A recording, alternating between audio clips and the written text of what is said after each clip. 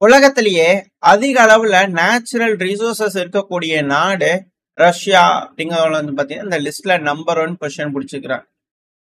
இதுல ரஷ்யாக்கு என்ன பொசிஷன்ல வேணா இருந்துக்கலாம். ஆனா எனக்கு மிக முக்கியமா ஒரு சந்தோஷம் என்ன அப்படின்னா டாப் 10ல நம்ம நாடு இல்லை அப்படிங்கிறதுனால ரொம்ப சந்தோஷமா இருக்கு. அதாவது என்ன வளம் இல்லை இந்த திருநாட்டில் அப்படிங்கிற பாட்டு எழுதாங்களே, நல்ல வேலை. பெருமளவுல பணம் ஏதாவது சேர்த்துக்கிட்டு ஏதாவது இருந்ததுன்னு வச்சுக்கோங்களேன், நம்ம நாடு நிர்மூலமா இருக்கும் அப்படிங்கிற மாற்று கருத்துல ஏதோ தப்பிச்சிட்டோம். எதுவுமே வேண்டாம், சம்பாதிச்சு காசு கொடுத்து வாங்கிக்கிறோமப்பா, என் நாட்டுல எதையும் கண்டுபிடிக்காதீங்க அப்படிங்கிறது போல கையெடுத்து கும்பிட வேண்டியதா இருக்கு. நம்ம நாட்டுல அமைதியா இருந்தாலும் போற வரவங்களாம் கண்டுபிடிச்சாங்க. இப்ப எப்படி பாகிஸ்தான்ல ஆயில் இருக்குன்னு கண்டுபிடிச்சாங்க, நல்ல நேரம் வந்திருக்கு பாகிஸ்தானுக்கு அப்படிங்கிற மாற்று கருத்துல எத்தனை பேர் கை வைக்க போறாங்களோ, என்னென்ன வேலை செய்ய போறாங்களோ தெரியல. ஆனா அதுல நம்மளோட பேர் வரல முதல் 10ல அப்படிங்கிற வரைக்கும் கொஞ்சம் சந்தோஷமா தான் இருக்கு. ஒரு சைடு வருத்தங்கள் இருந்தாலும் இன்னொரு சைடு சந்தோஷமா தான் இருக்கு. சரி, ஓகே. ஏன்னா ஏதாவது சீனியர்ஸ் கண்ணை வச்சுட்டாங்கன்னா வம்பா போயிரும் இல்லையா, வந்து ஒரு காரணத்தினாலதான். அடுத்தது வழக்கம் போலதான் ரஷ்யா உக்ரைன்ல 2வது முறையா தொடர்ந்து உக்ரைனோட கேபிட்டலான கீவை வந்து பாத்தீங்கன்னா குறி வச்சு சூறையாடிக்கிட்டு இருக்கிறாங்க. அதுவும் குறிப்பா த்ரிபல்ஸ்கியா பவர் பிளான்ட், இது மிக முக்கியமான பவர் பிளான்ட் கிளீவ் ஒப்லாஸ்டுக்கு அதிக அளவுல தேவைப்படக்கூடிய பவர் பிளான்ட். இந்த பவர் பிளான்ட்டை தர்மடி அடிச்சுக்கிறாங்க ரஷ்யா. இது போல பல அசர்ட்ஸ், எலக்ட்ரிக்கல் இன்ஃப்ராஸ்ட்ரக்சரா இருக்கட்டும், பிரிட்ஜஸா இருக்கட்டும், எல்லாத்தையும் குறி வச்சு தொடர்ந்து அட்டாக் பண்ணிட்டே இருக்காங்க. வேவ் பை வேவா வந்து பாத்தீங்கன்னா தாக்குதல் நடந்துகிட்டே இருக்கு. எந்த அளவுக்கு ட்ரோன்கள் வந்திருக்குன்னு எதாவது டீட்டெயில்ஸ் இருந்துச்சுன்னா அடுத்த பையில பார்க்க ஆரம்பிக்கலாம். அடுத்தது உக்ரைன் தரப்புல இருந்து வந்து பாத்தீங்கன்னா டீட்டெயில்ஸ் கொடுக்க ஆரம்பிச்சுக்கிறாங்க.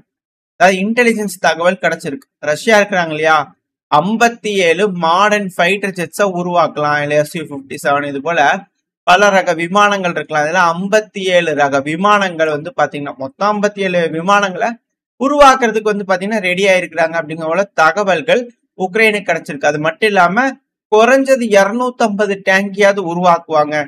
2500 high precision missiles, hypersonic missile உட்பட 2500 மிசைலுக்கு வேணாலும் செய்யறதுக்கு வாய்ப்பு இருக்கு. அதுவும் இந்த வருஷத்துல அப்படிங்கிற போல கணிச்சிருக்கிறாங்க உக்ரைன் தரப்புல இருந்து.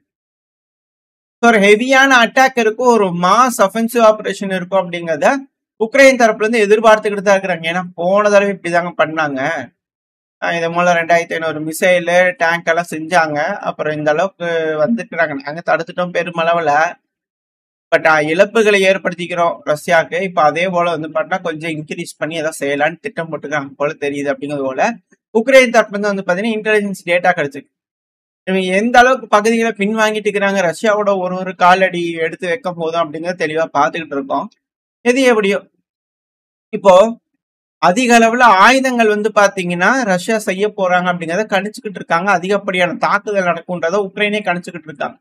இப்ப இப்படி இருக்கும் சூழ்நிலையில தான் அமெரிக்கா வந்து பாத்தீங்கன்னா ப்ரிப்பேர் ஆயிருக்கிறாங்க. யூரோப்பியன் யூனியன் நாடுகளோட சேர்ந்து அப்படியே டோட்டலா வந்து பாத்தீங்கன்னா கொலாப்ஸ் பண்ணிடலாம் ரஷ்யன் எக்கனாமிய அப்படிங்கிறது போல. ஏன்னா சாங்ஷனை போட்டு, அடிஷனல் சாங்ஷனை போட்டு இம்போஸ் பண்ணி ரஷ்யாவோட எக்கனாமியை டோட்டலா கொலாப்ஸ் பண்ணிடலாம் அப்படிங்கிறது போல அமெரிக்காவோட ட்ரெஷர் செக்ரட்டரி ஸ்காட் பெசன்ட் அவர்கள் தரப்பு ஸ்டேட்மெண்ட் வந்திருக்கு. அமெரிக்கா யூரோப்பியன் யூனியனோட சேர்ந்து என்டையர் டீல்ஸையும் ரஷ்யா கூட போட்டிருக்கிறது ஸ்டாப் பண்ணு யூரோப்பியன் யூனியன். அப்பதான் யூரோப் ஃபுல்லா முடியும் இல்லையா? இல்ல தங்கு ட்விஸ்ட் ஆயிடுச்சு. யூரோப் வந்து பாத்தீங்கன்னா அமெரிக்காவோட இணைஞ்சாதானே ரஷ்யாக்கு எகெயின்ஸ்டா சண்டை பிடிக்க முடியும். ரஷ்யா கிட்ட எல்லா வர்த்தகம் பண்ணிட்டு இருந்தா, குடுக்கல் வாங்கல் வச்சுக்கிட்டு இருந்தா எப்படி?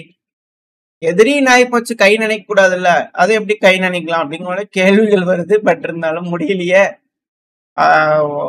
பக்கத்துல பிறந்துட்டாங்க, அப்புறம் என்ன பண்றது, நினைச்சுதான் ஆகணும் அப்படிங்கிற சூழ்நிலை இருக்கு. பார்ப்போம். இதுக்குதான் சொன்னேன், வேர்ல்டுலயே அதிகமான ரிசர்வ் ரஷ்யா ஆயிட்டு தான் இருக்குது.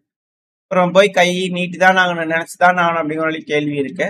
ஆனா இப்ப ட்ரம்ப் அவர்கள் வந்து பாத்தீங்கன்னா வரக்கூடிய நாட்கள்ல புட்டின் அவர்கள் கூட பேச போறேன், வரக்கூடிய நாட்கள்ல பேசிடலாம், கூடிய சீக்கிரத்துல பேசிடலாம், இது நல்லபடியா முடியும் அப்படிங்கிறது போல எதிர்பார்க்கிறேன்.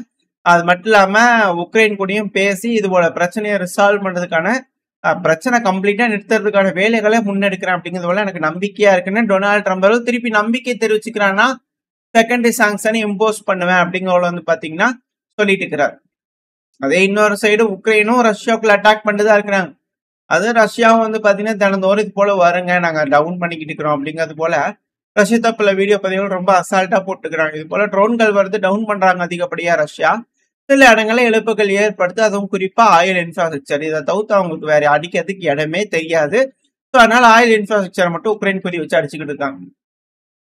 இதுல என்னன்னா, இப்போ ஒரு வீடியோ பதிவு வந்து சைடுல லோடா இருக்கும். இதெல்லாம் நடக்கக்கூடிய விஷயங்கள். இதுல சிரிஸ்கி அவர்கள், ஆண்ட்ரி எமார்க் அவர்கள், உங்களுக்கு தெரியும் எவ்வளவு முக்கியமான நபர்கள். கமாண்டர் இன் சீஃப் ஆண்ட்ரி எமார்க் அவர்கள் பிரசிடென்ட் ஆபீஸோட ஹெட். மிக முக்கியமான முடிவுகள்லாம் எடுக்கிறாரு. அமெரிக்காக்கெல்லாம் அடிக்கடி போய் ஒப்பந்தங்கள்லாம் கையெழுத்து போறாரு. சரி, இப்ப இவங்க 2 பேரும் வந்து பாத்தீங்கன்னா வீடியோ கால்லயே பேசிக்கிறாங்க. இதை வந்து பாத்தீங்கன்னா லீக் பண்ணி விட்டாங்க. அது துருக்கியோட மீடியா வேற லீக் பண்ணி விட்டுக்கிறாங்க. இல்ல சிரிஸ்கி அவர்களும் எமார்க் அவர்கள் என்ன பேசிக்கிறாங்கன்னா, என்னங்க பாஸ்கிட்ட பேசுனீங்களா? என்னங்க அவங்க ஆள் அப்படியே வாழைப்பழமாட்ட பேசி நம்ம கிட்ட வந்து பாத்தீங்கன்னா பினான்சியல் ரீதியா வந்து இந்த லின்சே கிரஹாம் அவர்கள் கையெழுத்து வாங்கிட்டு போயிட்டாரு பாத்தீங்களா? இப்ப ஆள் அட்ரஸிங்கான ஒண்ணும் காணும், எட்டி கூட பாக்குறது இல்ல.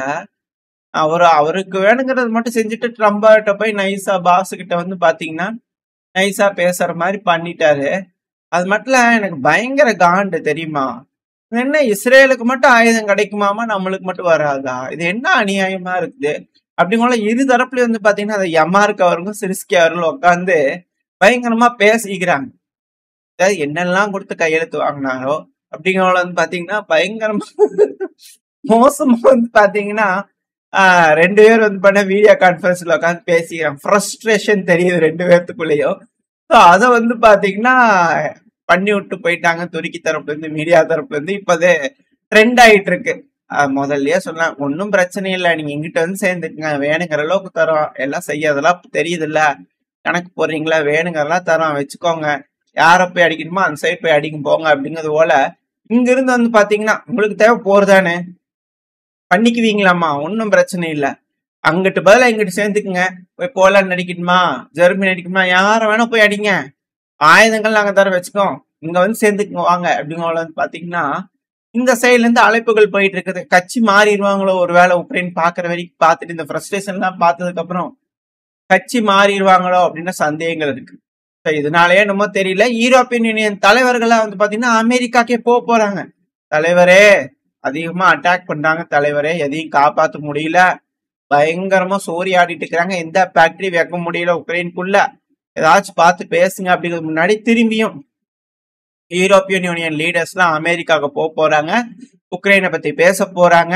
அதுக்கப்புறம் ட்ரம்ப் அவர்கள் அந்த ரிசல்ட்ஸை வச்சு ரஷ்யாவோட பேச போறாங்க. இதனால என்ன மாதிரியான முடிவுகள் வரப்போகுது, என்ன மாதிரியான முடிவுகள் எடுக்க போறாங்க, இதனால அமைதி வருமா, என்ன நடக்க போகுது, கோயலேஷன் ஆஃப் வில்லிங் முடிவுகள் எடுத்திருந்தாங்க இல்லையா இந்த உக்ரைன் பிரச்சனையை பேசி. ஸோ அதோட அலைன்மெண்ட், அதோட டீட்டெயில்ஸ் எல்லாத்தையும் கன்சாலிடேட் பண்ணி ஃபைனலா நேருக்கு நேர் பேசி ரஷ்ய அதிபரான விளாடிமிர் புட்டின் அவர்கள்கிட்டயும் பேசிடுவாங்க போல தெரியுது. ஆனா இதே நேரத்துல அமெரிக்காவோட ஸ்பெஷல் என்வாய் உக்ரைன் பிரச்சனை, ரஷ்யா உக்ரைன் பிரச்சனையும் அலோகேட் பண்ணியிருந்தா இல்லையா கெலாக் அவர். இப்ப அவர் தரப்பு என்ன ஸ்டேட்மெண்ட்னா, நான் ஒரு என்வாய், அமெரிக்காவோட ஸ்பெஷல் என்வாய், இது போல வந்து பாத்தீங்கன்னா ரஷ்யா அட்டாக் பண்ணிட்டு இருக்கிறாங்க, இதெல்லாம் வச்சு பார்க்கும்போது அது கேபினெட் மினிஸ்டர் பில்டிங் மேலேயே அட்டாக் நடந்திருக்கு, இதெல்லாம் வச்சு பார்க்கும்போது இதெல்லாம் என்ன பிரச்சனை முடிகிற மாதிரி சமிகையே தெரியலையே, ஏன்னா டிப்ளமேட்டிக் மீன்ஸ்ல இந்த பிரச்சனை முடிக்கிற மாதிரி இல்லையே அப்படிங்கிறதோட வந்து பாத்தீங்கன்னா கெலாக் அவர்கள் தரப்புல குற்றச்சாட்டுகள் வந்திருக்கு. இவர் ஆரம்பத்திலிருந்தே சரியில்லை அப்படிங்கிற ரஷ்ய தரப்பு சொல்லிக்கிறார், இந்த மூஞ்சி வியாபாரம் ஆகல, வேற மூஞ்சி அனுப்பிவிடுங்க அப்படிங்கிறது போல வந்து பண்ணா விட்டாஃப் அவர்கள் தான் பேசிட்டு இருக்கிறாரு. இவர் ரஷ்யால ஒரு ஓரமா உட்காந்துட்டு இருந்தா கூட இவர் வேண்டாம், கொஞ்சம் பிரச்சனையா இருக்கும், சரியில்லை, வாஸ்து சரியில்லை, கொஞ்சம் வெளியே போக சொல்லுங்க இவர் அப்படிங்கிறது போல எல்லா இடத்துல இருந்து இந்த அலாஸ்கா மீட்டிங்ல கூட உள்ள சேர்த்திக்கல இந்த ரஷ்ய தரப்புல இருந்து, பிரச்சனையாகும் சொல்லிட்டு. இது போல ஒரு நபர் தான். பட் இந்த அப்பாயின்மெண்ட் இருந்து அவரோட வேலையை அவர் செய்யணும் இல்லையா, அதுக்காக செஞ்சுட்டு இருக்கிறாரு, இருக்கட்டுமே அப்படிங்கிறதோட அமெரிக்கா வச்சிருக்காங்க போல தெரியுது. இவரும் மறந்துடக்கூடாது இல்லையா யாரும். ஸோ அதனால இதோட ஸ்டேட்மெண்ட் சொல்றாரு அப்படிங்கிற கேள்வி இருக்கு. ஏன்னா இன்னொரு சைடு உக்ரைன் தான் அட்டாக் பண்றாங்க, அவங்க மட்டும் பண்றது கிடையாது. பாப்போம், அந்த ஒரு காலத்துல தான் அவங்க லார்ஜ் ஸ்கேல் அட்டாக் பண்றாங்க ரஷ்யா தடுக்கிறதுக்காக, டிஃபென்ஸ் தானே பண்றாங்க அப்படிங்கிற கேள்வி இருக்கு. இப்போ அதே போல யூரோப்பியன் யூனியனோட நாடுகள், அதெல்லாம் குறிப்பா ஆர்பன் அவர்களோட ஸ்டேட்மெண்ட் போன பதிவே நம்ம பார்த்துருப்போம். இப்போ அவர் பல விஷயங்கள் சொல்லிட்டு இருக்காரு. அதுல யூரோப்பியன் யூனியனா இருக்கட்டும், ஹங்கேரியா இருக்கட்டும், உக்ரைனை தனித்தனியா பிரிக்கணும்ன்றதுல யாருக்குமே இன்ட்ரெஸ்ட் இல்லை. ஆனா இப்ப இருக்கக்கூடிய விஷயங்களை வச்சு பார்க்கும்போது உக்ரைன் யூரோப்பியன் யூனியனுக்குள்ள என்டர் ஆகுது அப்படிங்கிறது ஒரு நல்ல ஒரு விதமான ஒரு பிரச்சனையே இல்லை. அதான் ஆல்ரெடி வந்து பண்ண பிரச்சனை இருக்கு. இப்ப அப்படி இருக்கும் சமயத்துல உக்ரைனை கொண்டு வந்து இயூல சேர்த்துறது எப்படி ஒரு நல்ல சொல்யூஷனா இருக்கும் அப்படிங்கிறது போல நியாயமான கேள்விகள் வச்சிருக்காரு. ஸோ யூரோப்பியன் யூனியனோட டோரை திரும்ப திரும்ப ஹங்கேரி தரப்பு வந்து க்ளோஸ் பண்றாங்க. உக்ரைனும் இந்த த்ரூஸ்பா பைப்லைன் அடிச்சடிச்சு மிரட்டுறாங்க. பட் ஆனா பண்ணிடுற மாதிரி தெரியல ஸ்லோவாக்கியா ஹங்கேரி. ஸோ என்ன பண்ண போறாங்க அப்படிங்கிறது பார்க்கலாம். இப்ப அடுத்தது வந்து பாத்தீங்கன்னா அப்படியே இந்த சைனா கிட்ட வந்துட்டா சீனா வந்து பாத்தீங்கன்னா சாங்ஷன் எல்லாம் போடுறாங்க இப்பெல்லாம் ஜப்பான் மேல. அப்படியே அப்பா அப்படிங்கிறது இந்த எஸ்சிஓ மீட்டிங் நடந்ததுக்கு அப்புறமா ஒரு பூஸ்ட் கிடைச்சிருச்சு போல தெரியுது. அது மட்டும் இல்லாம வழக்கம் போல தைவானை போய் எட்டி பார்த்துட்டு வாங்கப்பான்னு ஒரு 27 விமானங்களையும் 7 கப்பல்களையும் வந்து பாத்தீங்கன்னா அமுச்சு விட்டு இருந்துக்கிறாங்க. போய் சுத்தி எட்டி பார்த்து வந்துக்கிறாங்கன்ற குற்றச்சாட்டுகள் தைவான் தரப்புக்கு. இவங்க பாட்டுக்கு வந்துடுறாங்க எட்டி பார்க்கறதுக்கு அப்படிங்கிறது போல. ஏன்னா அடுத்தது பிரச்சனை இங்க ஆரம்பிச்சிருமா. ஒன்ஸ் இந்த அமெரிக்கா எங்கேயாவது காலை வைக்கிற வரைக்கும் தான். அங்கேயே வச்சு இழுத்து முடிச்சு விட்டாங்க அப்படின்னா மத்த பக்கத்துல எல்லாம் வந்து பாத்தீங்கன்னா எல்லாம் ரெடி ஆயிடுவாங்களா அப்படின்ற கேள்விகள் இருக்கு. ஸோ இது போல எந்த பிரச்சனையும் நடக்காம அமைதியா எல்லா பிரச்சனையும் பேசி முடிச்சுக்குவாங்க அப்படிங்கிற நம்பிக்கையில இந்த பதிவு நான் முடிச்சுக்கலாம். இந்த பதிவு அப்படின்னு உங்களுக்கு பிடிச்சிருக்கா? பிடிச்சுன்னா லைக் பண்ணிட்டு உங்க ஃப்ரெண்ட்ஸ் நம்மளோட ஷேர் பண்ணிக்கோங்க. அது கூட மறக்காம இந்த பதிவு பத்தின உங்களோட கருத்துக்களை கமெண்ட் செக்ஷன்ல சொல்லுங்க. இந்த பதிவு நல்லா இருக்கும்னு நம்பிக்கையில் அடுத்த பேர் சந்திக்கிறா. Stay safe. பை.